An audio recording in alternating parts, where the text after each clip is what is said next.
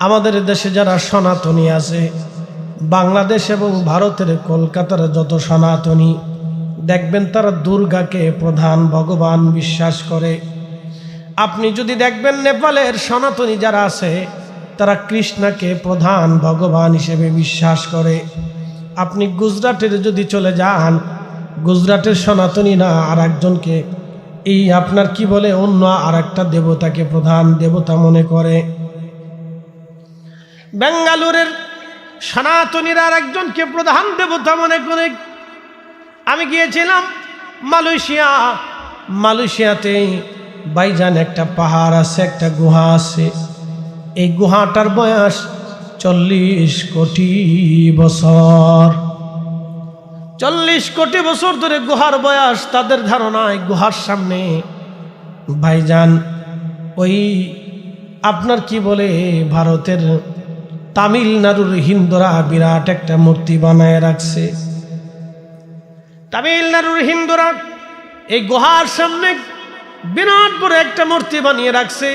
তামিলনাড়ুর যারা সনাতনী তাদের ভগবান বড় ভগবান আর একজন। ভারতের প্রত্যেক অঞ্চলে যাবেন, অঞ্চল ভেদে তাদের বিশ্বাস অনুযায়ী এ বড় ভগবান, এ বড় ভগবান। কিন্তু মুসলমানকে যদি জিজ্ঞাসা করেন, মুসলমান তোমার রবকে, আমরা সব মুসলমান একসাথে জবাব দেব আল্লাহ। কথা বলেন ঠিক কিনা? এই গুহার ভিতরে অনেক মন্দির আছে, ছোট ছোট মূর্তি বানানো আছে। ওই মূর্তিগুলির সামনে সনাতনী যারা বিশ্বাসী তারা মূর্তির সামনে মাথা নত করে বলে তুমি আমার খোদা। মূর্তির সামনে মাথা নত করে তারা প্রার্থনা করে তুমি আমাকে দাও, বিদ্যা দাও, অর্থ দাও, টাকা দাও, সুখ দাও, শান্তি দাও। এটা তাদের বিশ্বাস। শুধু এইখানে না, এই মূর্তি আস্তে আস্তে আস্তে আস্তে এক সময়ে কাবা ঘরের ভিতরে আল্লাহর হরম মক্কাতুল মুকাররমার ভিতরে 360টা মূর্তি এসে জমা হয়ে গেল। 360টা মূর্তি আসার পরে প্রিয় নবী যেই দিন দুনিয়াতে তশরীফ আনলেন, শুনিয়া যান রহমতের নবী যেই দিন তশরীফ আনলেন, আল্লাহর নবী দুনিয়াতে তশরীফ আনার সাথে সাথে হেরামের ভিতরে মক্কাতুল মুকাররমার ঘরের ভিতরে 360টা মূর্তি আল্লাহর পক্ষ থেকে সেজদায় পড়ে গেল। একসাথে বলেন আল্লাহু আকবার। না, সবাই একসাথে বলেন আল্লাহু আকবার। আরো জোরে বলেন আল্লাহু আকবার। কয়টা মূর্তি? 360টা মূর্তি সেজদায় পড়ে গেল। সকালবেলা মক্কার কাফেররা কাবার দরজা খুলে ঘরের ভিতরে যেয়ে দেখে মূর্তিগুলি উপর হয়ে পড়ে আছে। হায় হায়, এত মূর্তি একসাথে উপর করে কেমনে পড়লো? অথচ দরজা তালা মারা আছে, পাহারাদার ছিল। তখন ইহুদিরা গণনা করে দেখলো সর্বনাশ, আখিরি নবী ধরা ধামে তশরীফ এনেছে। ঠিক একই সময়ে ইরানের মাজুসি, ইরান, উজবেকিস্তান, কাজাখস্তান, তুর্কমেনিস্তান, এই বেল্ট, আফগানিস্তানের এক অংশ, বেলুচিস্তান থেকে শুরু করে বিরাট একটা এরিয়া। তখন আগুনের পূজা করত মানুষ। তারা বলতো আগুন আমাদের দেবতা। ইরান এবং ইরাকের এক অংশ, সিরিয়ার এক অংশ মিলে তারা বিরাট বড় একটা সাম্রাজ্য ছিল তাদের নাম ছিল পার্সিয়ান সাম্রাজ্য। এই পার্সিয়ান সাম্রাজ্যের প্রধান ধর্ম ছিল মাজুসি। বিরাট বড় আগুনের কুণ্ডলি জ্বালায়া তার আগুনের সামনে সেজদায় পড়ে বলতো, আগুন তুমি আমাদের খোদা, তুমি আমাদেরকে বিদ্যা দাও, অর্থ দাও, টাকা দাও, বিপদ থেকে বাঁচাও। কথা বোঝা যায়? বুঝেছেন? মাজুসি নাম কি? মাজুসি। তারা আগুনের পূজা করত, আগুনকে তারা খোদা মনে করত। তাদের ধর্ম ছিল আগুনের ধর্ম। এই মাজুসি ধর্মে তারা বিশ্বাসী।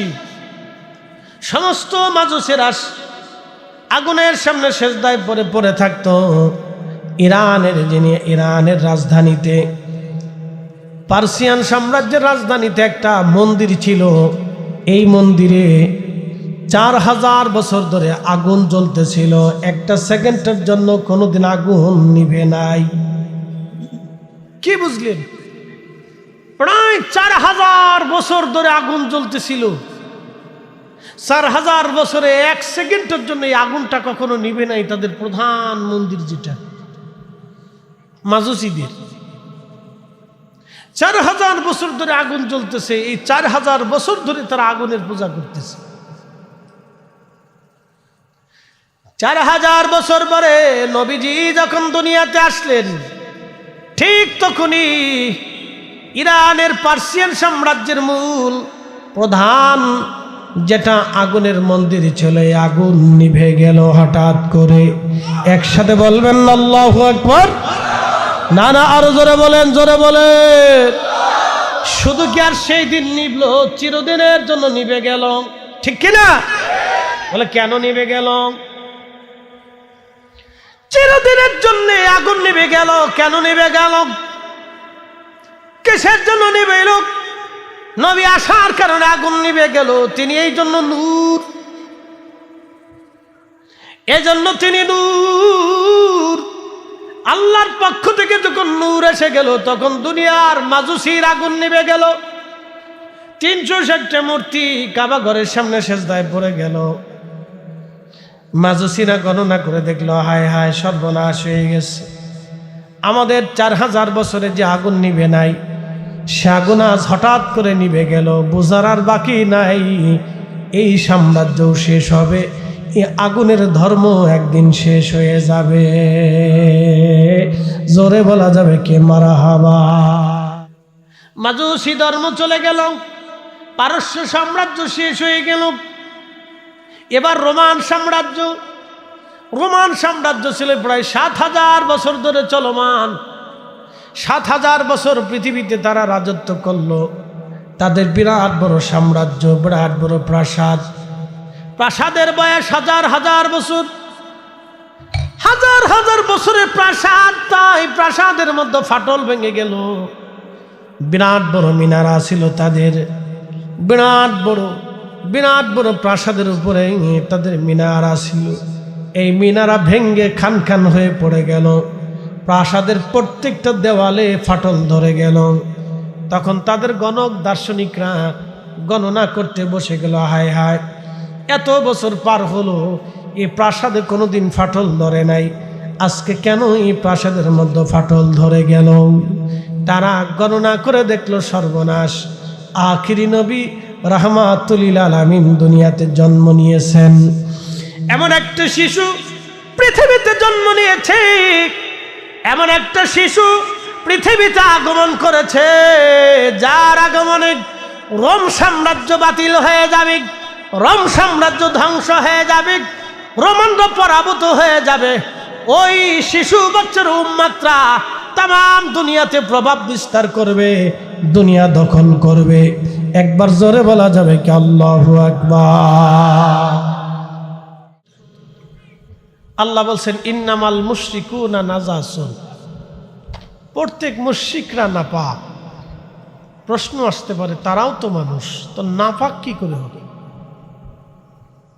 তাদেরও যে রক্ত আমাদেরও সেই রক্ত, তাদেরও যেই মগজ আমাদেরও সেই মগজ, তাদেরও যেই চোখ আমাদেরও সেই চোখ, তাদেরও যেই অঙ্গ প্রত্যঙ্গ, মাগর আমাদেরও সেই অঙ্গ প্রত্যঙ্গ। তো নাপাক হলো, আমরা পাক হলাম কারণ কি? কিসের জন্য জানেন? ইমানের কারণে। কিসের কারণে? একসাথে বলেন, কিসের কারণে? ইমানের কারণে।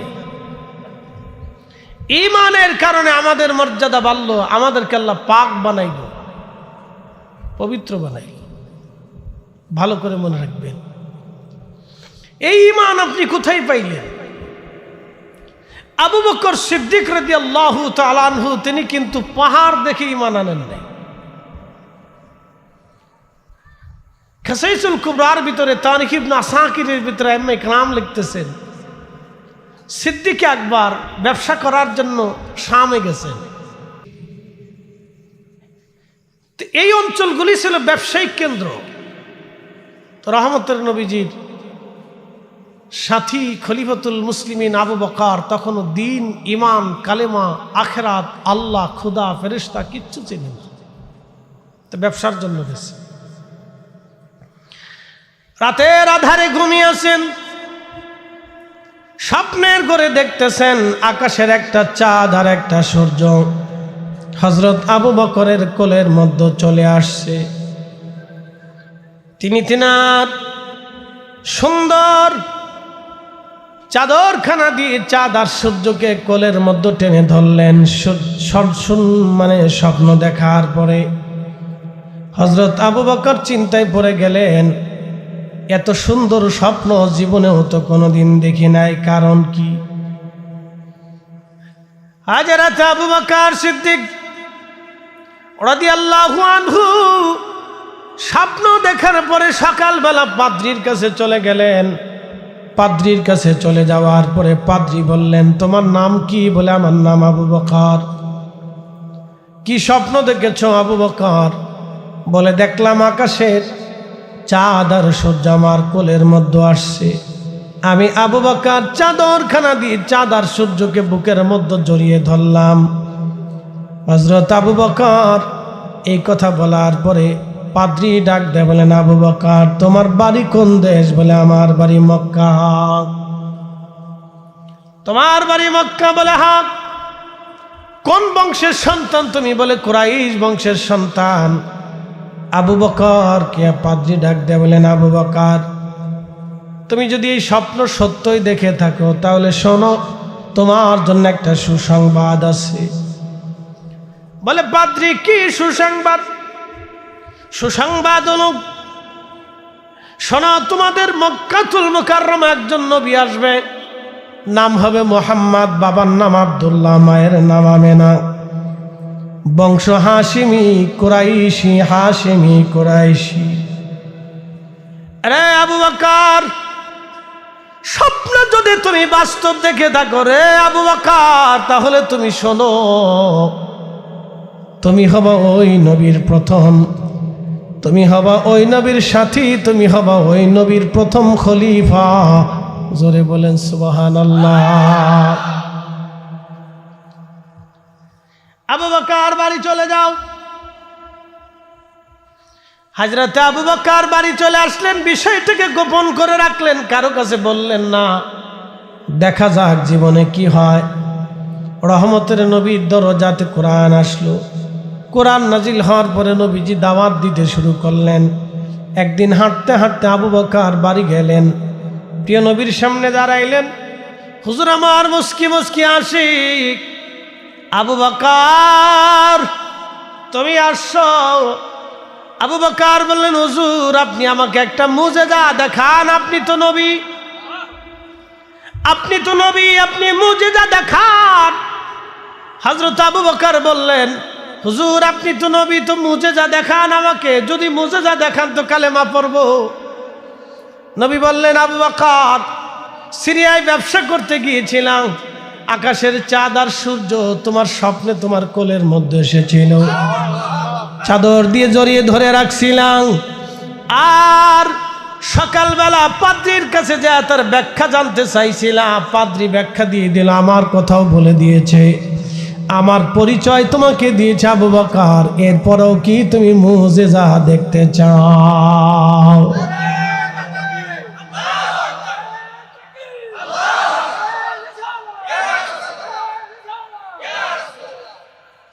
আরে আবু বকর, এরপরেও কি তুমি আমার মুজিজা দেখতে চাও?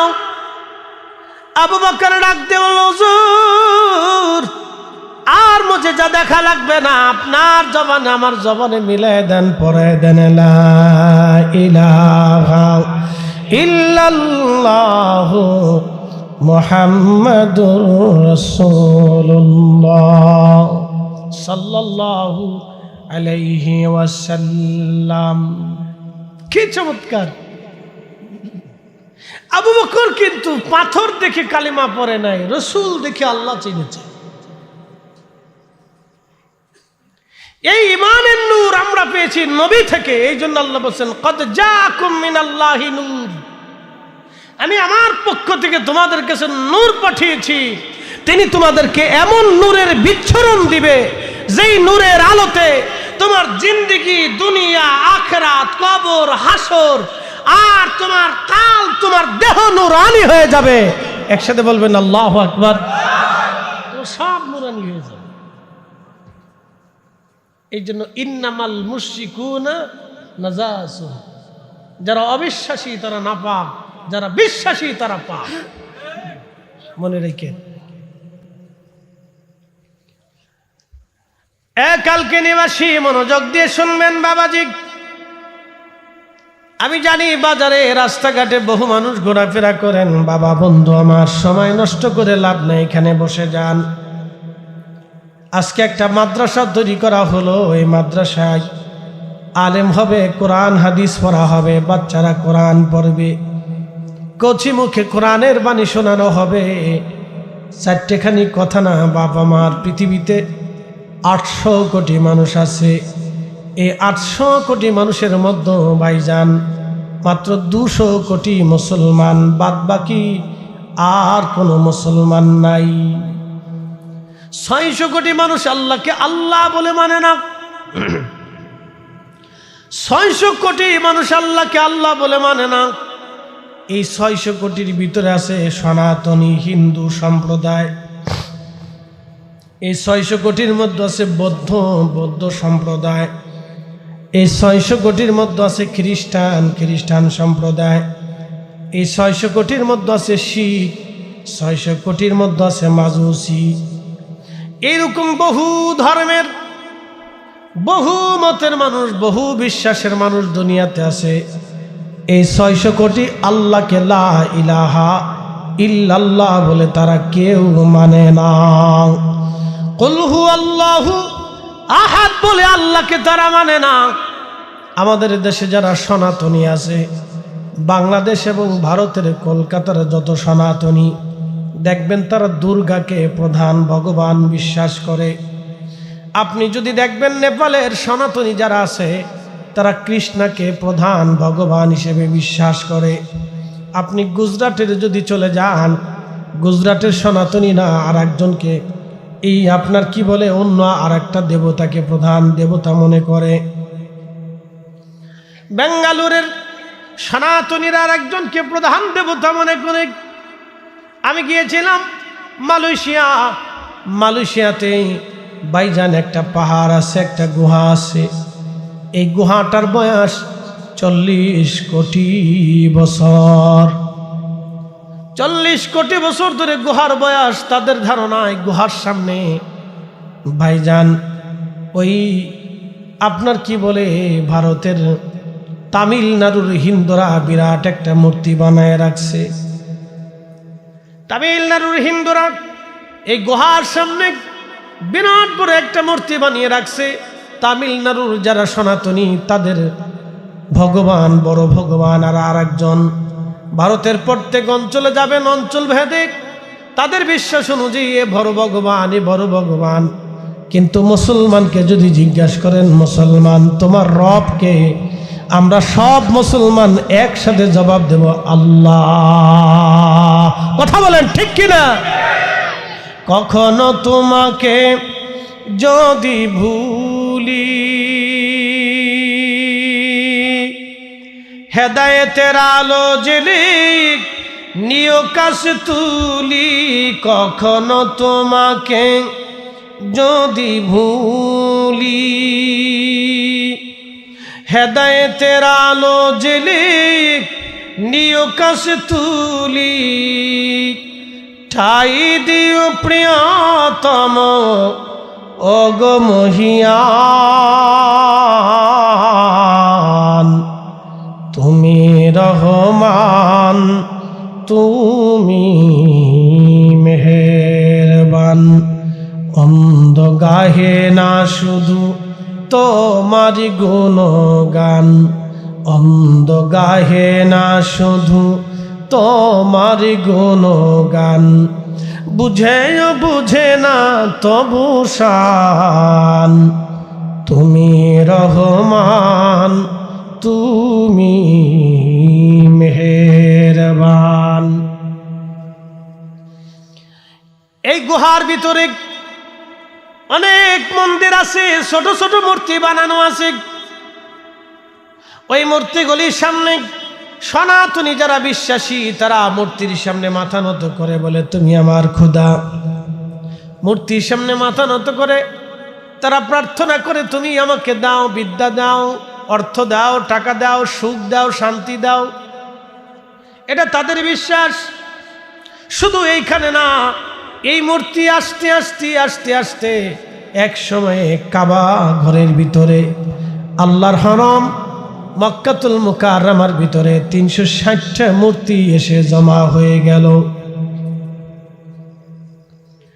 360টা মূর্তি আসার পরে প্রিয় নবী যেই দিন দুনিয়াতে তশরীফ আনলেন, শুনিয়া যান, রহমতের নবী যেই দিন তশরীফ আনলেন, হযরত আমেনা বললেন, দুনিয়ার মানুষ, আমি দেখলাম আমাকে একটা মেঘখণ্ড ঘিরে ধরে রাখছে। শুধু কি তাই, মেঘের ভিতরে আমি দেখলাম আমার ডানে একজন মহিলা বসে আছে, পরমা সুন্দরী, খেজুর গাছের মতো লম্বা লম্বায় মহিলা। জিজ্ঞেস করলাম, কে গো আপনি? আপনি এত বড় লম্বা মানুষ কোনোদিন তো দেখি নাই, আমার পাশে বসে আছেন। বলে, আমেনা, তুমি আমাকে চেনো নাই, আমি তোমার আদি মাতা হযরত হাওয়া। আমি তোমার কাছে এসেছি, আল্লাহ পাঠিয়েছেন, আল্লাহর বেহেশত থেকে এসেছি, তোমার ভিতরে আখিরি নবী। এই নবী কিছু সময় পরে দুনিয়াতে আসবে। প্রিয় নবীকে, আখিরি নবীকে রিসিভ করার জন্য আল্লাহ বেহেশত থেকে আমি হাওয়াকে পাঠিয়েছেন। একবার জোরে বলা যাবে কি মারহাবা?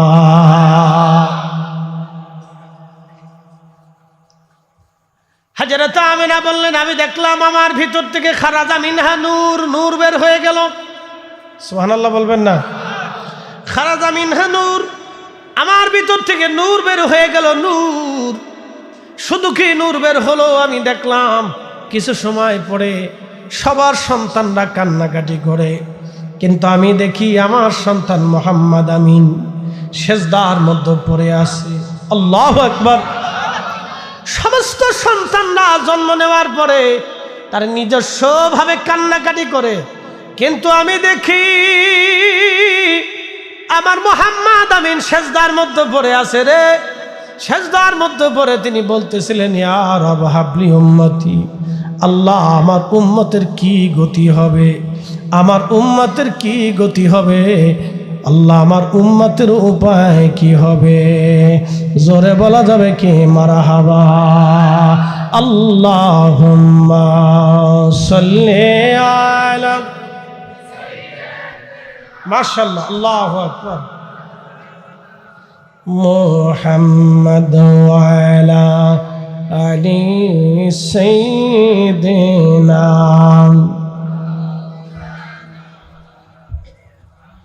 তুমি মোদের আশার আলো, তাই তো তোমায় বাসি ভালো। তুমি মোদের আশার আলো, তাই তো তোমায় বাসি ভালো। হৃদয় নামের ফুলদানিতে, হৃদয় নামের ফুলদানিতে গেথে রেখেছি প্রেমের মালা। ইয়া রাসূলুল্লাহ, ইয়া হাবিবাল্লাহ, ইয়া রাসূলুল্লাহ।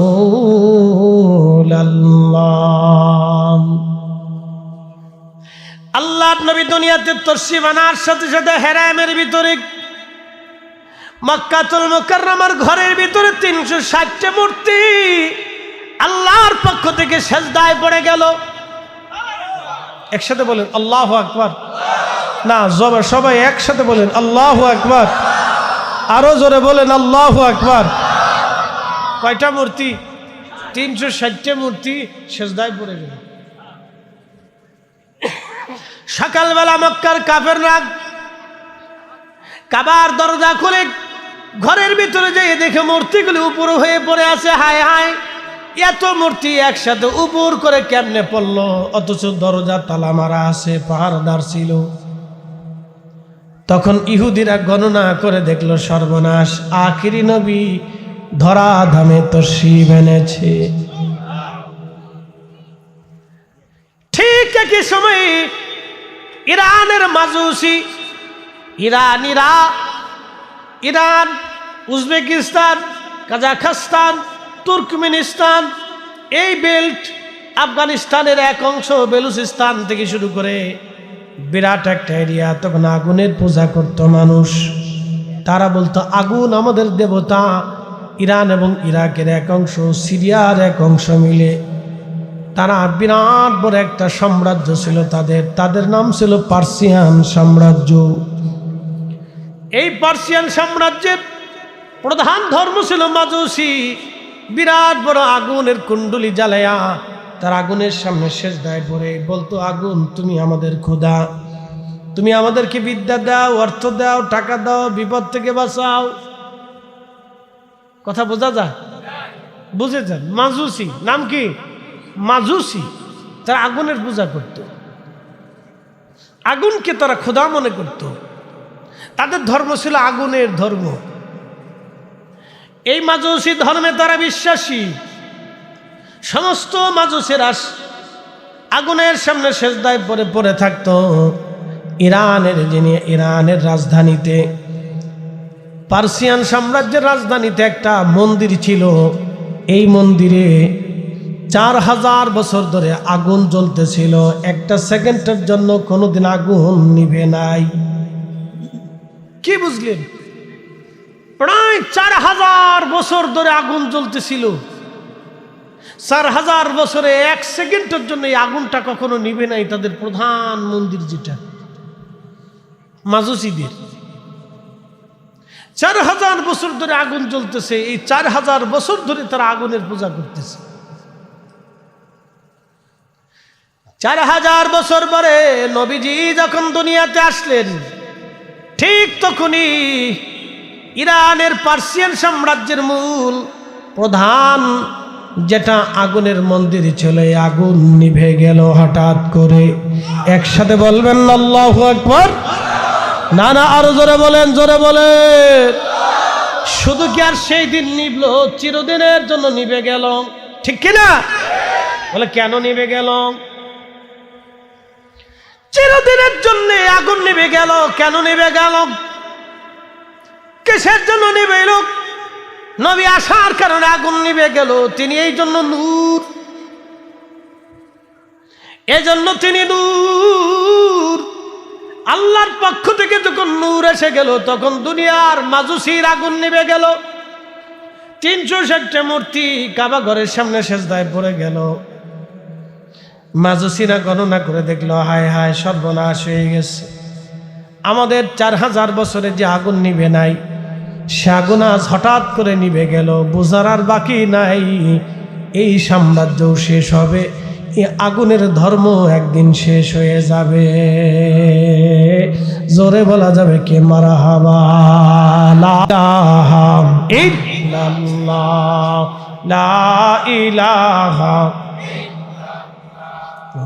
লা ইলাহা, হাসবি রাব্বি জাল্লাল্লাহ, মা ফি কলবি গায়রুল আহা নূর মুহাম্মদ সাল্লাল্লাহ, পর নূর মুহাম্মদ সাল্লাল্লাহ, লা ইলাহা ইল্লাল্লাহ, লা ইলাহা, লা ইলাহা ইল্লাল্লাহ, মুহাম্মাদুর রাসূলুল্লাহ সাল্লাল্লাহু আলাইহি ওয়াসাল্লাম। মাজুসি ধর্ম চলে গেল, পারস্য সাম্রাজ্য শেষ হয়ে গেল। এবার রোমান সাম্রাজ্য। রোমান সাম্রাজ্য ছিল প্রায় 7000 বছর ধরে চলমান। 7000 বছর পৃথিবীতে তারা রাজত্ব করলো। তাদের বিরাট বড় সাম্রাজ্য, বিরাট বড় প্রাসাদ। প্রাসাদের বয়স হাজার হাজার বছর, হাজার হাজার বছরের প্রাসাদ। তাই প্রাসাদের মধ্যে ফাটল ভেঙে গেল। বিরাট বড় মিনারা ছিল তাদের, বিরাট বড় প্রাসাদের উপরে তাদের মিনারা ছিল। এই মিনারা ভেঙ্গে খান খান হয়ে পড়ে গেল, প্রাসাদের প্রত্যেকটা দেওয়ালে ফাটল ধরে গেল। তখন তাদের গণক দার্শনিকরা গণনা করতে বসে গেল, হায় হায়, এত বছর পার হলো এই প্রাসাদে কোনোদিন ফাটল ধরে নাই, আজকে কেন এই প্রাসাদের মধ্যে ফাটল ধরে গেল?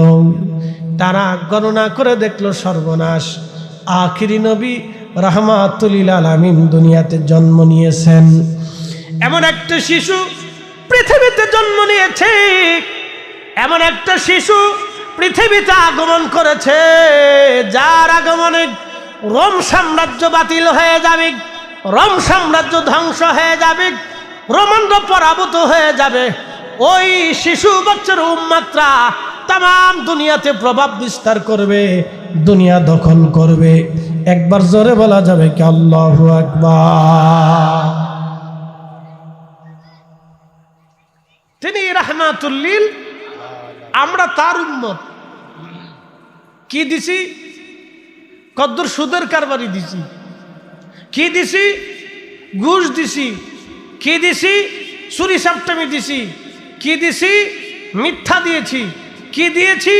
গীবত দিয়েছি, শেকের দিয়েছি, তহমত দিয়েছি, ধোঁকা দিয়েছি, মিথ্যা দিয়েছি, মানুষ ঠকিয়েছি, অন্যায় করেছি, বাবা মারে ঠকিয়েছি, সন্তান ঠকিয়েছি, প্রতিবেশী ঠকিয়েছি।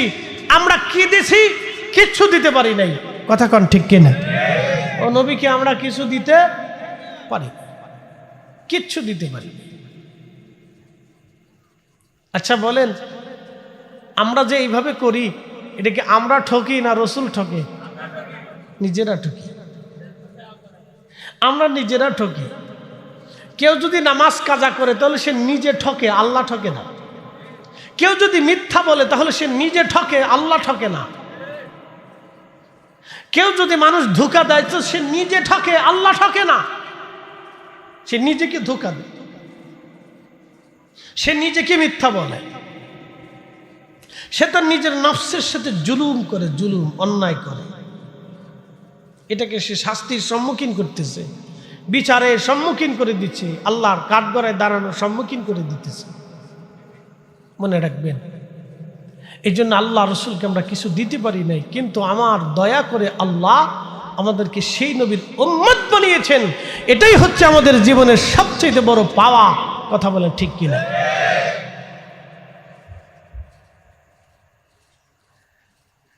রব্বুল আলামিন কোরআনে বলেন, ইন্নাল্লাযীনা কাফারু মিন আহলিল কিতাবি ওয়াল মুশরিকিনা ফি নারি জাহান্নাম খালিদিনা ফিহা। খুব মনোযোগ দেবেন। এই গোরস্থানে 50 বছর পরে দাঁড়ানোর মতো কেউ নাই। আজকে আপনার আমার পরে কেউ দাঁড়াবে না। তবে কে আপনার কবরে আপন হবে? কঠিন ওই মুসিবতে কে আপনার আপন হবে? অন্য কেউ না, তিনি রাহমাতুল লিল আলামিন। চিৎকার মেরে জোরে বলেন আল্লাহু আকবার। উম্মত উম্মতকে নবী দেখতে আসবে, উম্মত উম্মতের মায়া। যদি কোনোদিন মদিনাতে যান, মদিনার জিয়ারা করতে গেলে যারা আপনাদেরকে হজ বা উমরা করাবে তাদেরকে বলবেন, দয়া করে আমাকে খন্দকে নিয়ে চলে যান। খন্দকের মাঠে যাওয়ার পরে ওইখানে রাস্তা হয়ে গেছে, খন্দকের ছোট্ট পাহাড়ের উপরে মসজিদ পাবেন। সেই মসজিদ, যেই মসজিদে নবীজি নামাজ পড়েছিলেন, সেই মসজিদ এখনো আছে। যেই মেহরাবে নবীজি নামাজ পড়িয়েছিলেন, সেই মেহরাব এখনো আছে। মারহাবা বলবেন না? যদি কখনো যান, ওখানে 2 রাকাত নামাজ পড়ে আসবেন। ওই মসজিদের নিচে আর একটা মসজিদ আছে, মসজিদে হযরত সালমান ফার্সি, তিনি ওইখানে বসে যুদ্ধের নেতৃত্ব দিয়েছিলেন। ওই মসজিদের কিছু দূর পরে আর একটা মসজিদ আছে, মসজিদে আলী। হযরত ফাতেমা জাহরা রাদিয়াল্লাহু আনহা এবং হযরত আলী রাদিয়াল্লাহু আনহু দুইজনে ওইখানে বসে তেনারা যুদ্ধের নেতৃত্ব দিয়েছিলেন। এইখানটা মসজিদ বানিয়ে রাখা হয়েছে। ওইখান খন্দকের পাহাড়ের পিছনে আর একটা পাহাড় আছে। ওই খন্দকের মাঠের সামনে দিয়ে আগায়া আগায়া পিছনের দিকে যদি আপনি একটা পিছনের দিকে চলে যান, একটা পাহাড় পাবেন। পাহাড়ের নাম জাবাল আবু সিলা। এই জাবাল আবু সিলাতে ছোট্ট একটি গুহা আছে। এই গুহার ভিতরে রহমতের নবী একাধারে 3 দিন 3 রাত সেজদায় পড়ে কেঁদেছিলেন। সুবহানাল্লাহ বলা যাবে না? 3 দিন 3 রাত সেজদার মধ্যে পড়ে নবী কেঁদেছিলেন। কানও কাঁদলেন, সন্তানের জন্য কাঁদেন নাই, কলিজার টুকরা মেয়ে ফাতেমার জন্য কাঁদেন নাই, হাসান হুসেন রাদিয়াল্লাহু আনহুমার জন্য কাঁদেন নাই। তিনি কেঁদেছেন গুনাহগার উম্মতের জন্য। সেজদার মধ্যে পড়ে আল্লাহকে বলেন, ইয়া রব হাবিলি উম্মতি, আল্লাহ আমার উম্মত গুনাহ করে ফেলছে, আল্লাহ আমার উম্মত গুনাহগার, আমার উম্মতের হবে কি, উপায় কি? এইভাবে নবী 3 দিন 3 রাত পর্যন্ত কেঁদেছে। ওই জন্য ওই কবরে আপনার আপন কেউ হবে না, যিনি আপন হবে তিনি রাহমাতুল লিল আলামিন। কথা বলেন ঠিক কিনা? ভালোবাসলে উনাকে বাসেন, যদি ভালোবাসেন তো উনাকে বাসেন, যদি অনুসরণ করেন তো উনাকে করেন, যদি জীবন দেন তো উনার মহব্বতে দেন, যদি পক্ষ নেন তো রসুলের পক্ষ নেন। কি কথা বলেন ঠিক কিনা? যদি পক্ষ নেন তো রসুলের পক্ষ নেন। হিসাব সহজ। প্রিয় কালকিনিবাসী, বেশি লম্বা করে রাত্র গভীর করব না। ওই কবরে আমরা সবাই চলে যাব। কবর হবে আমাদের। আখিরাত বড় ভয়াবহ হবে। তারুজুল মালাইকাতু ওয়ার রূহু ইলাইহি ফি ইয়াউমিন কানা মিকদারুহু 50 আলফা সানা। আমার রব বললেন, মেহশরের মাঠ, সেই দিন মানুষেরা আমি আল্লাহর দরবারের দিকে দৌড়াইতে থাকবে। সেই দিনটা কত বড় হবে? দুনিয়ার 50,000 বছর এক জায়গা করলে যত বড় হবে, হাসরের ময়দানের একটা দিন হবে তত বড়। দুনিয়া 50,000 বছর এক জায়গা করলে যত বড়, হাসরের একটা দিন হবে তত বড়। দুনিয়ার এক সেকেন্ড করে 60 সেকেন্ডে 1 মিনিট হয়, 1 মিনিট করে 60 মিনিট একটা ঘন্টা হয়, একটা ঘন্টা করে বন্ধু 24 ঘন্টায় দিন ও রাত হয়। 24 ঘন্টার দিন ও রাতে এক দিন করে 30 দিনে মাস হয়, 365 দিনে একটা বছর হয়। এই 1 বছর করে 50,000 বছর করলে যত বড় হয়, হাসরের একটা দিন হবে তত বড়। সেই কঠিন দিনে আপনার কে আপন হবে? সেই কঠিন দিনে হাউজে কাউসারের পানি নিয়ে কে দাঁড়িয়ে থাকবে? তিনি অন্য কেউ না, তিনি রাহমাতুল লিল আলামিন। কথা বলেন ঠিক কিনা? তো পক্ষ নিলে ওই নবীর পক্ষ নিতে হবে। কথা ঠিক আছে না? হাত উঁচু করে বলেন ঠিক আছে। আল্লাহ কবুল করুক, বলেন আমিন। পক্ষ নিলে ওই রসুলের নিতে হবে। ভালোবাসলে ওনাকে বাসতে হবে। ইত্তেবা যদি করেন, অনুসরণ যদি কাউকে করতে হয় তো ওনাকে করে।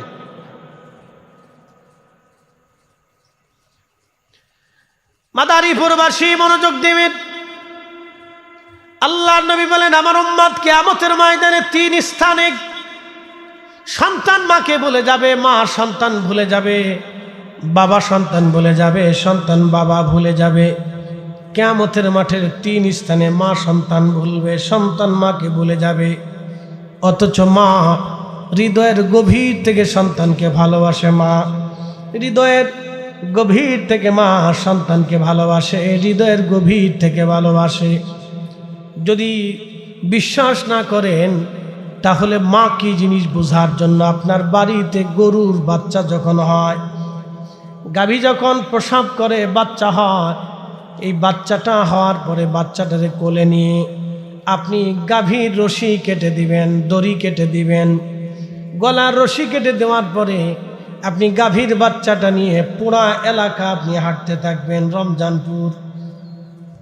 রমজানপুর পার হয়ে কালকিনি, কালকিনি পার হয়ে আপনি ভুরঘাটা চলে যাবেন, নদীর মধ্যে ঝাঁপ দিবেন, ওই গাভীটা আপনার পিছে পিছে যেতে থাকবে। গাভী অন্য কোথাও যাবে না, আপনার পিছে পিছে যাবে। প্রশ্ন রাখবেন, ফরিদি হুজুর, গাভী কি আমারে ভালোবাসে না? গাভী আপনাকে ভালোবাসে না, আপনার কোলে রাখা বাচ্চাটাকে সে ভালোবাসে, কারণ এটা তার কলিজার টুকরা সন্তান। গাভী আপনার পিছু ছাড়বে না। সেই দিন মা পর্যন্ত কিয়ামতের ময়দানে সন্তানকে ভুলে যাবে। তিন জায়গা মা সন্তানকে ভুলে যাবে। এক নাম্বার, যখন মিজানের পাল্লা কায়েম হয়ে যাবে, উম্মতের নেকি গুনাহগুলি ওজন শুরু হয়ে যাবে, সেই কঠিন দিনে সবাই পেরেশান হয়ে যাবে। আহা, কত কঠিন পেরেশান হবে সেই দিন। আল্লাহর নবী বলেন, আমার উম্মতেরা কোটি কোটি উম্মত কাতার করে দাঁড়িয়ে যাবে, কোটি কোটি উম্মত কাতারবদ্ধভাবে দাঁড়িয়ে যাবে, কোটি কোটি উম্মত কাতারবদ্ধভাবে দাঁড়িয়ে যাবে। সবাই চিন্তায় পড়ে যাবে, আজকে কি নেকির পাল্লা ভারী হয় নাকি গুনার পাল্লা ভারী হয়ে যায়। সবাই একই চিন্তা হয়, আমার উপায় কি হবে, আমার উপায় কি হবে। নবীজি বলেন, এই মুহূর্তে প্রত্যেক মা তার সন্তানের কথা ভুলে যাবে, সন্তান বাবা মার কথা ভুলে যাবে, স্বামী স্ত্রীর কথা ভুলে যাবে, স্ত্রী এই মুহূর্তে স্বামীর কথা ভুলে যাবে। সবাই একই চিন্তা, আজকে আমার নেকির পাল্লা হালকা হয়ে যায় কিনা। আল্লাহর নবী ডাক দিলেন, উম্মত, আমি রসুল ওই সময়ও তোমাদেরকে ভুলব না। না না না, একসাথে বলেন আল্লাহু আকবার। এইবার বুঝে যান কাকে ভালোবাসবেন, কার ইত্তেবা করবেন, কার পক্ষ নেবেন, কাকে মহাব্বত করবেন। বুঝে যান আপনি কার পক্ষ নেবেন, আপনি বুঝে যান কাকে বেশি ভালোবাসবেন, বুঝে যান। আল্লাহর হাবিব বললেন, আমার উম্মত রে, ওই সময় আমি দাঁড়িয়ে থাকব, শুধু দাঁড়িয়ে থাকবো না, যখনই দেখবো আমার উম্মত নেকের পাল্লা হালকা হয়ে যাচ্ছে, ঠিক তখনই যেই উম্মত আমাকে ভালোবেসেছিল, আমাকে অনুসরণ করেছিল, ওই উম্মতের গুনাহের পাল্লার নেকের পাল্লা যখন হালকা হতে থাকবে, আমি নবীজি নেকের পাল্লার উপরে তখন কালেমা শরীফ দিয়ে আমি আমার উম্মতের নেকের পাল্লা ভারী করে দেব। একসাথে বলেন আল্লাহু আকবার। না না, হাত উঁচু করে বলেন আল্লাহু আকবার। তাহলে রসুলের পক্ষে আসি না নাই? হাত উঁচু করে বলেন আসি না নাই? আল্লাহ কবুল করুক, জোরে বলেন আমিন। জবানটা খুলে দেন, একসাথে বলেন আল্লাহুম্মা সাল্লি আলা।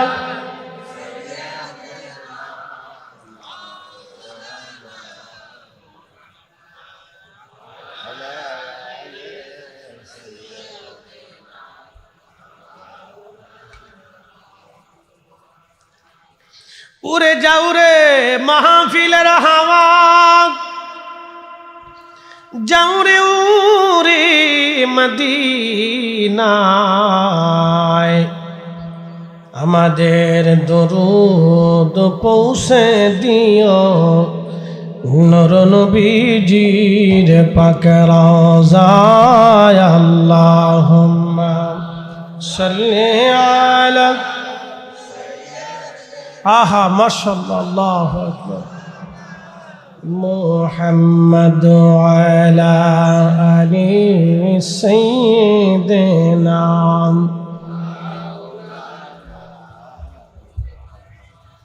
প্রিয় উপস্থিতি, একদিন আমরা কবরের দিকে চলে যাব। ওয়া ইন্না ইলাইহি রাজিউন। আমরা আল্লাহর কাছে চলে যাব, রবের কাছে চলে যাব। আমরা রবের কাছে ছিলাম, রবের কাছে চলে যাব। আল্লাহর কাছে যেহেতু চলে যাব, অতএব রবের কাছে যেহেতু চলে যাব, কি নিয়ে যাব? আমার আল্লাহ বলেন, বান্দা দুইটা জিনিস নিয়ে আসো। এক নম্বরে, ইন্নাল্লাযীনা আমানু ওয়া আমিলুস সলিহাতি উলাইকা হুম খায়রুল বারিয়া। নিশ্চয়ই ইমানে আমলে যারা পাকা হবে, সৃষ্টির মধ্যে তারা সেরা।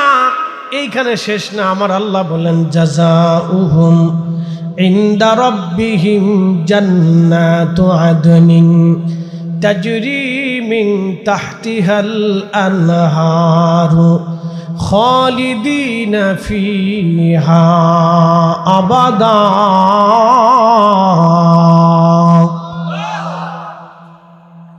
আমি রব্বুল আলামিন ইমানে আমলে পাকা হয়ে যারা দুনিয়ার থেকে আমি আল্লাহর কাছে আসবে, আমি তাদের জন্য একটা আবাস আমি তৈরি করব। চিরদিনের জন্য একটা আবাস হবে। দুনিয়া চিরদিনের জন্য না, দুনিয়া অল্প সময়ের জন্যে।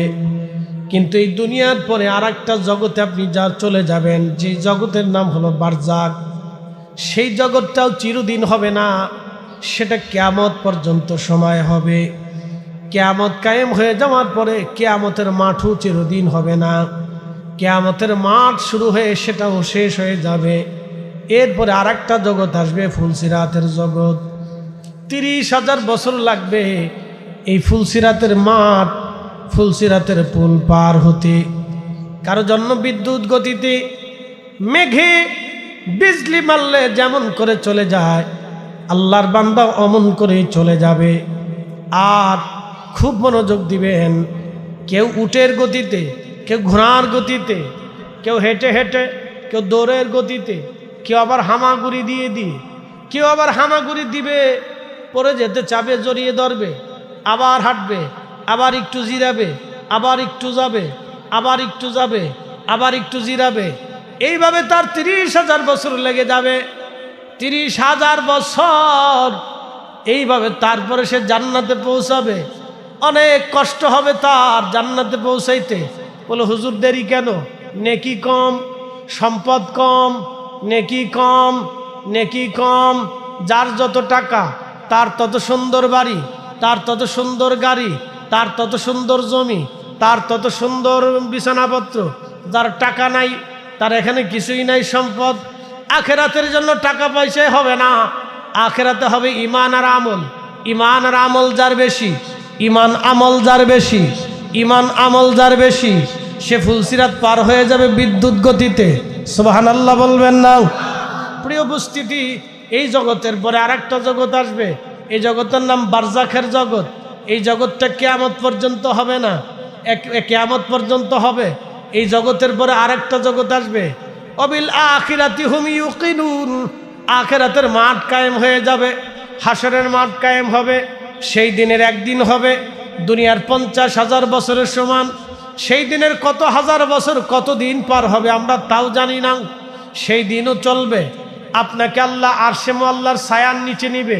এটা আর একটা জগৎ। একসাথে বলবেন না মারহাবা?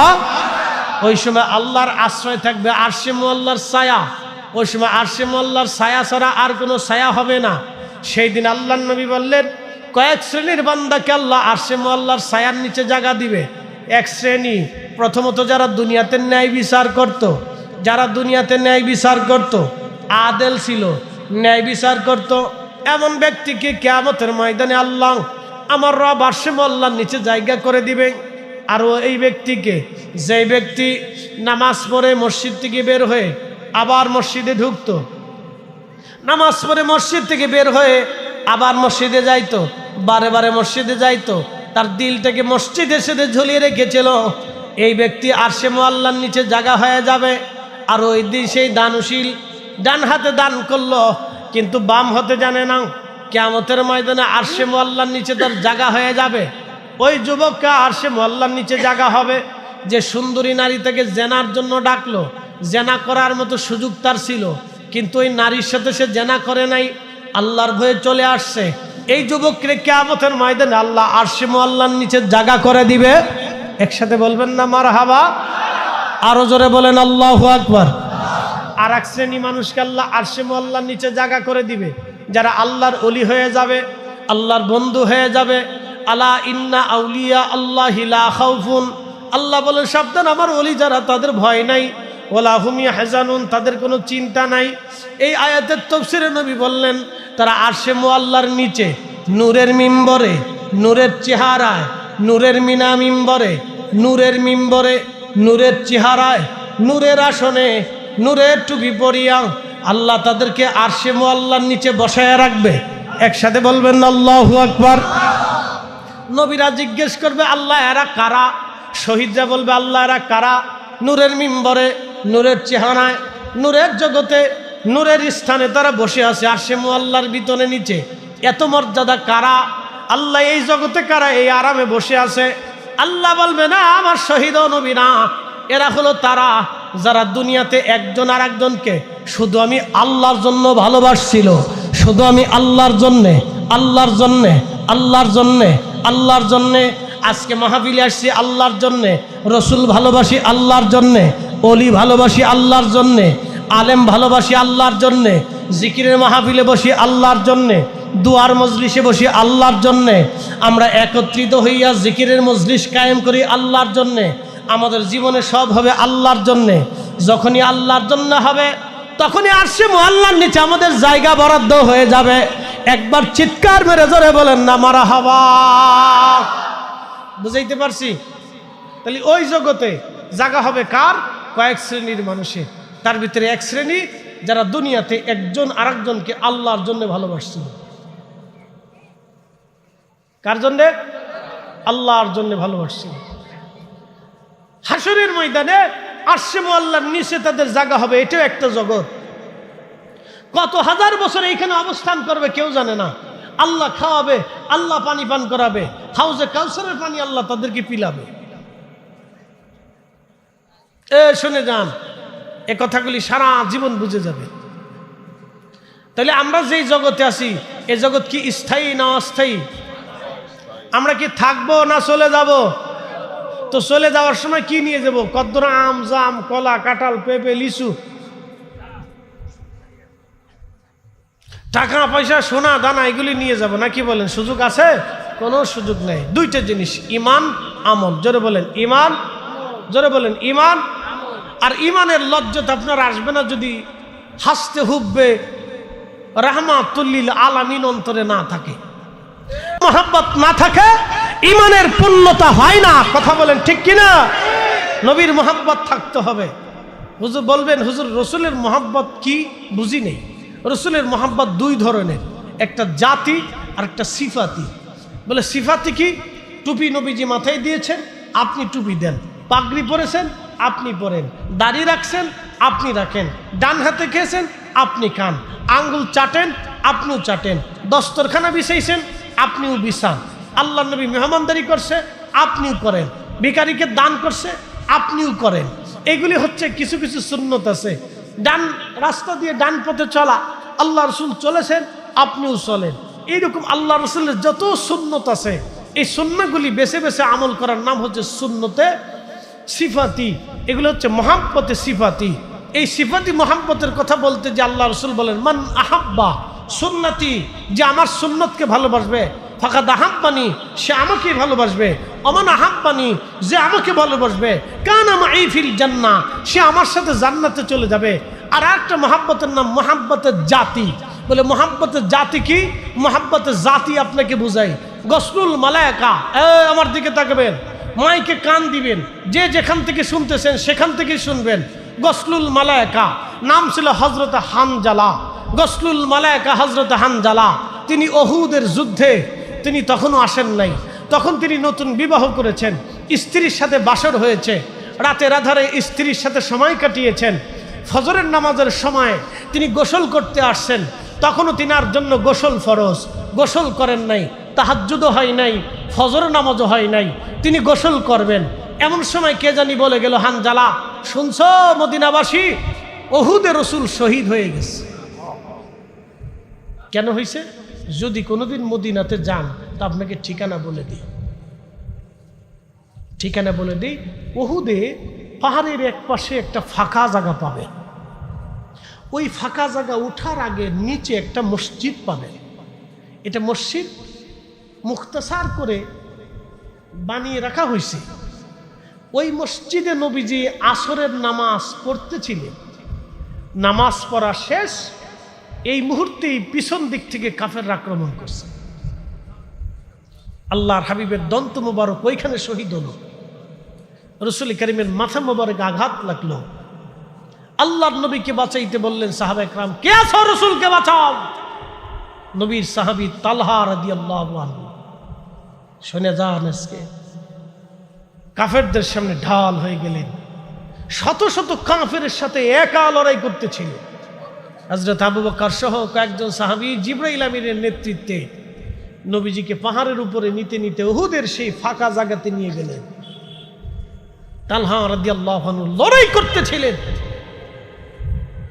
তারিখের মধ্যে এসেছে হযরতে তালহা নবীজির মহব্বতে লড়াই করতে লাগলেন। আজ নবী বাঁচাইতে হবে। লড়াই চলতেছে একা। এত পরিমাণে আঘাত ওনার শরীরে লাগলো, তীর তলোয়ারের আঘাতে হযরত তালহা অজ্ঞান হয়ে পড়ে গেলেন। একটা দুইটা আঘাত না, হযরত তালহাকে যুদ্ধ চলে যাওয়ার পরে, বন্ধ হয়ে যাওয়ার পরে হযরত তালহাকে ধরে নিয়ে যাওয়া হলো। দেখলেন তালহার তখনও দম আছে, তালহা তখনও মারা যায় নাই, কিন্তু শরীরের কাপড়, লোহার পোশাক, হেলমেট সব খুলে ফেলে দেওয়ার পরে দেখা গেল একটা না, সারা শরীরে ৭৯টা আঘাতের চিহ্ন ছিল। একসাথে বলবেন আল্লাহু আকবার। এটার নাম মহাব্বতে জাতি। যারা বলেন মহাব্বতে জাতি, কলিজার ভিতর থেকে ভালোবাসা। আমাদের দেশে কেউ আছে দাড়ি রাখছে আবার শেষে ফেলে দিচ্ছে, আছে না এরকম? টুপি মাথায় দিয়েছে আবার রেখে ফেলে দিচ্ছে, 7 দিনও মাথায় দেয় না। কেউ আছে একদিন পাগড়ি পরছে আর বাকি দিন পাগড়ি পরে না, আছে না এরকম? একদিন দস্তরখানা বিছাইছে আর বিছাই না, মানে কোনো সময় মানে কোনো সময় মানে না। এটার গুরুত্ব কম। এর সুন্নতে মহাব্বতে সিফাতি, কখনো মানে কখনো মানে না। আর মহাব্বতের জাতিটা হলো কলিজার ভিতর থেকে ভালোবাসা, নিজের জিন্দেগির সব কিছুকে নবীর কদমে কুরবানি করা। একসাথে বলবেন না মারহাবা। তিনি হযরতে গসলুল মালায়েকা হানজালা ওই উহুদের ওইখানে নিয়ে যাওয়ার পরে সারা উহুদে জানাজানি হলো নবী নাই, নবী শহীদ হয়ে গেছে। সারা উহুদের রসুলকে খুঁজে পাওয়া যাইতেছে না, রসুল নাই, রসুল শহীদ হয়ে গেছে। আই হায়, এই কথা সন্ধ্যার সময় ঘটনাটা ঘটলো। রাতে জানাজানি হয়ে গেল। গসলুল মালায়েকা হযরতে হানজালা গোসল করতেছিলেন, তখনও ফজরের নামাজ পড়েন নাই, গোসলও হয় নাই। কে জানি এসে বলল, মদিনাবাসী হানশংস নবীজি উহুদের শহীদ। গসলুল মালায়েকা হযরতে হানজালা পানির মশকখানা হাত থেকে ছেড়ে দিলেন। ছেড়ে দিয়ে গোসল বাদ দিয়ে বিবির ঘরের দরজার সামনে দাঁড়িয়ে গেলেন। বিবি, ঘরের ভিতরে একটা তলোয়ার আছে, তলোয়ারখানা আমাকে দাও। বিবি বললেন, স্বামী হে, গোসল করতে গেলেন, গোসল বাদ দিয়ে তলোয়ার কেন চান? বলে, বিবিরে, গোসল করতেছিলাম, কে জানি রাস্তা দিয়ে বলে যায় নবী নাকি উহুদে শহীদ হয়ে গেছে। বিবিরে বলো, আমি কার জন্য গোসল করব, কার জন্য জীবন করব, কার জন্য দুনিয়ায় আমি বেঁচে থাকব? রসুলই নাই, আমি হানজালার বেঁচে থেকে লাভ কি? নবী নাই, কি জন্য আমি বাঁচব? হযরত হানজালা দৌড়াইয়া চলে গেলেন। গোসলও নাই, নামাজও নাই, গোসলও নাই, নামাজও নাই, তখন দৌড়াইয়া উহুদে চলে গেলেন তিনি। আল্লাহু আকবার। উহুদে চলে যাওয়ার পরে সকাল পর্যন্ত যুদ্ধ গড়াই গেল, প্রচণ্ড যুদ্ধ হয়। এই যুদ্ধে হযরত হানজালা কাফেরদের ভিড়ের মধ্যে চলে গেলেন, লড়াই করতে লাগলেন। বীর দর্পে লড়াই করে করে হযরত হানজালা শহীদ হয়ে গেলেন। নবীজি উহুদের ট্র্যাজেডি, শাহাদাত শহীদদেরকে কাতার করে আনতে লাগলেন। নবীজির চাচা হযরত আমির হামজার বক্ষ মোবারক ফেরে কলিজা বের করে কান নাক কেটে কেটে টুকরা টুকরা করে ফেলে দেওয়া হয়েছিল। আল্লাহর নবী নিজে আহত, প্রচন্ড ব্যথিত। নবীজির আপন চাচা নাই, যে আদরের চাচা, বাবার মোহাব্বত দিয়ে যাকে আগলে ধরে রাখতেন, সেই চাচা আজকে দুনিয়ায় নাই। নবীজি একদিকে বেদনায় আছেন, অন্যদিকে আহত হয়ে আছেন। সাহাবীদেরকে কাতার করে শোয়ানো হচ্ছে। 70 জন সাহাবী শহীদ হয়ে গেছে। চারটেখানি কথা না, কলিজার টুকরো 70 জন সাহাবী আজ শহীদ হয়ে আছে। আল্লাহ নবীজি সমস্ত সাহাবীদেরকে কাফন দাফন শুরু করলেন। শহীদদের অর্থ হলো তাদেরকে গোসল করানো হয় না, রক্ত মাখা অবস্থায় তাদেরকে দাফন করা হয়, তাদের গোসল করানো হয় না। আল্লাহর পথে যারা শহীদ হয় তাদের কোনো গোসল নাই, রক্ত মাখা অবস্থায় তাদের দাফন করা হয়। শাম সাহাবীর বিনা গোসলে রক্ত মাখা অবস্থায় দাফন করা হচ্ছে। হযরত হানজালার স্ত্রী দৌড়ায় গেলেন, উহুদে যায় নবীজির সামনে দাঁড়ায় দাঁড়ায় কাঁদে। কে তুমি কাঁদো? বলি ইয়া রাসূলুল্লাহ, আমি হানজালার বিবি। কান্দো কেন? তোমাদের না গত রাত বাসর হয়েছে? হুজুর, আপনার হানজালা উহুদের ময়দানে শহীদ হয়ে গেছে। আমার হানজালা উহুদে কেন? বলে হুজুর, আপনি শহীদ হয়েছেন এই কথা শুনিয়া গোসলবিহীন আপনার হানজালা ঘর থেকে তলোয়ার হাতে নিয়ে আমার কাছ থেকে বিদায় নিল। বিবিরে, আর কোনোদিন দুনিয়াতে তোমার সাথে দেখা হবে না, হাসরের ময়দানে দেখা হবে। ইয়া রাসূলুল্লাহ, আপনার হানজালা উহুদের ময়দানে সে শহীদ হয়ে গেছে। নবীজি, আপনার হানজালা নাপাক, গোসলবিহীন আপনার হানজালাকে দাফন দিবেন না। আল্লাহর নবী বললেন, সাহাবীরা রে, সারা উহুদে তন্ন তন্ন করে খুঁজে দেখো আমার হানজালার লাশ কোথায় আছে। সারা উহুদের ময়দান তন্ন তন্ন করে তালাশ করা হয়। সাহাবীরা এসে বলেন, হুজুর, আপনার হানজালার লাশ সারা উহুদের মধ্যে কোথাও খুঁজে পাওয়া যায় না। নবীজি চিন্তিত হয়ে গেলেন, তাহলে লাশ কোথায় গেল? ইতিমধ্যে জিবরাইল আমিন এসে বলেন, ইয়া রাসূলুল্লাহ, আপনার হানজালার লাশ নিয়ে চিন্তা করতে হবে না গো নবীজি। আপনার হানজালার লাশ আসমান জগতে নিয়া আল্লাহ রহমতের ফেরেশতারা হাউজে কাউসারের পানি দিয়া আপনার হানজালার গোসল করাইয়া পবিত্র বানায় দিছে।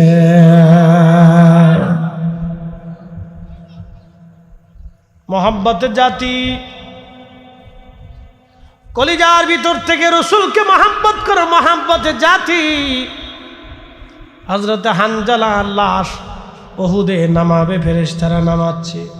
সাহাবীরা দৌড়ায় গেলেন, দেখি আজকে দেখবো হানজালার গোসল কেমন হইছে।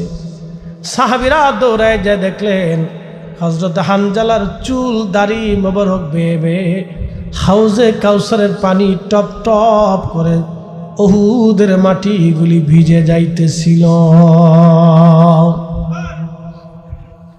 গাসলুল মালায়েকা হানজালা এসকে রসুল দিয়ে আল্লাহ খুশি করাইলেন, এসকে রসুল দিয়া। এ কালকিনিবাসী, আজকে থেকে নিয়ত করে যাব, রসুল মিথ্যা বলে নাই, আমরাও বলবো না। নবী ধোঁকা দেয় নাই, আমরাও দেব না। আল্লাহ রসুল কারো হক নষ্ট করে না, আমরাও করব না। নবীজির চরিত্রবান হব, নবীর রঙ্গে রাঙ্গায়িত হব। এই ওয়াদা, এই মোহাব্বত নিয়ে যদি বাড়ি পর্যন্ত যেতে পারি, আজকের ওয়াজ বড় সার্থকতা হবে। কবর আমাদের সামনে। আল্লাহ বলেন, বান্দারে তুমি চলে আসবে আমার কাছে।